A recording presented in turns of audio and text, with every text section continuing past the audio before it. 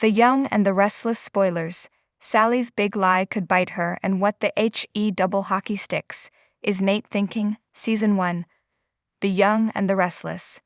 The Young and the Restless took a somewhat dramatic turn this week. For some, the recent events seem to come out of nowhere, but we won't be complaining that the program is now more soapy. How about this for some genius thinking? Since Phyllis would never be so blatant in her plotting, I'd agree with Summer that Diane may have planted the Marchetti home file on her computer to frame her.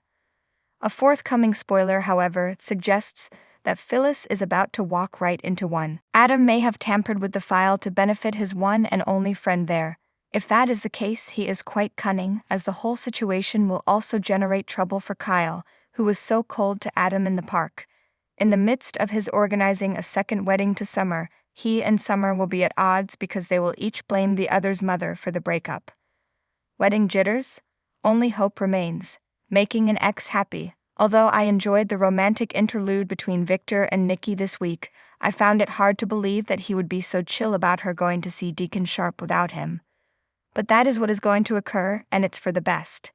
As viewers of Bold and Beautiful know, Deacon is unable to refuse Len Newman's request for cooperation because he is on probation and is sheltering a fugitive, who happens to be Sheila Carter. If he has any information regarding Diane's stay in Los Angeles or the resources to dig up such dirt, he will collaborate with her in order to prevent her from turning the heat up on him for his acts surrounding Diane's alleged death. It accomplished its purpose.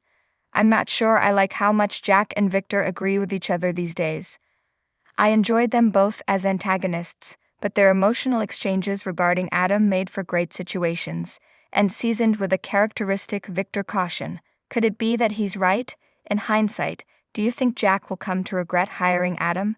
It's plausible, and the implication felt like foreshadowing. Working an angle, Nate may believe he is being vicious, but there are other adjectives I can use to describe what he is doing, including the highly laudable dramatic. A casual observer might be left wondering what the heck is going on here. How do I even begin? As if being a hothead weren't enough, Nate has turned his back on his own family. Granted, he has a right to feel this way, since he believes they have actively worked to undermine him and undermine his initiatives at every opportunity. Despite Nate's claims that Devin is arrogant, it was revealed on Friday that he considers himself a viable candidate for the Chancellor Winter's presidency. Nate's unexpected offer to share his insider knowledge startled and interested Victoria. You might wonder why she would choose someone who is willing to put his family under the bus and has no relevant expertise to lead a mega conglomerate like CW, but she is unlikely to pass up this opportunity. This is an especially cruel move after her conversation with Lily in Crimson Lights the day before.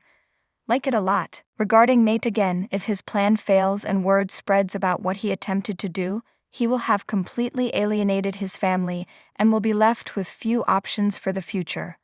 Perhaps Elena will also decide to leave him. That's a huge gamble. You've got to put in the work, wow. Even after Adam professed his love for Sally and his intention to win her back, Sally continued her fling with Nick on the sofa. Take a look at this picture I took of them after their session at the hotel if you need any further convincing. They had just finished collecting themselves when Adam arrived on time. Assuming it was room service, Sally eagerly ripped it open. And when her ex saw his brother in the suite behind her, he nearly fell over. What a tantalizing, suspenseful pause. Adam comes right out and asks Sally whether she is sleeping with his brother in next week's sneak peek. She may truthfully answer no because there was no sleeping involved. The big question is whether or not she'll admit the truth. If nothing else, I think she'll try to shield Nick and Adam's relationship from further damage. Therefore, I'm guessing that she won't. Since the cover-up is always worse than the crime, the secret will ultimately come out, maybe even after she and Adam are reconciled. She'll get into trouble if she lies. But if this becomes public, there will be other repercussions as well. There will be many more responses to Nick and Sally's affair. In any case, Sally's interactions with both males this week were high quality, and I enjoy the chaos that ensued. The plot point of a woman missing a crucial work meeting because she was too distraught about a breakup was not something I particularly liked.